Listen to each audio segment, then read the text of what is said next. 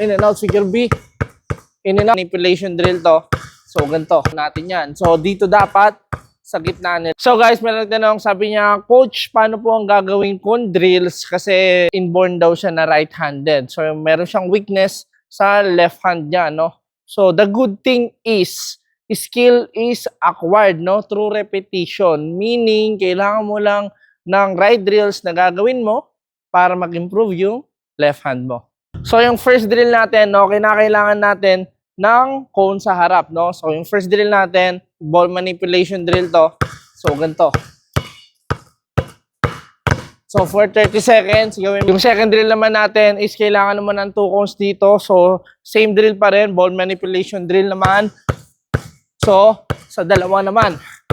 Ayaw natin na pag dinribble nyo dito, nandito sa unahan yung bola, ayaw natin yan. So, dito dapat sa gitna nila.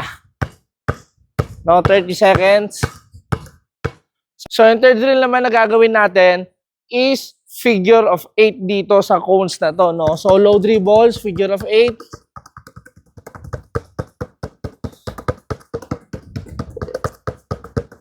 So, gagawin mo siya for 30 seconds again. Then, after naman ng drill na yun, no? So, we go in and out, then figure of B dribbles.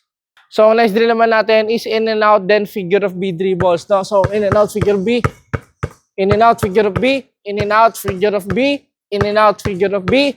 In and out, figure of B. Ang next drill naman natin is figure of B, then side dribble. No? So, figure of B, side dribble. Figure of B, side dribble.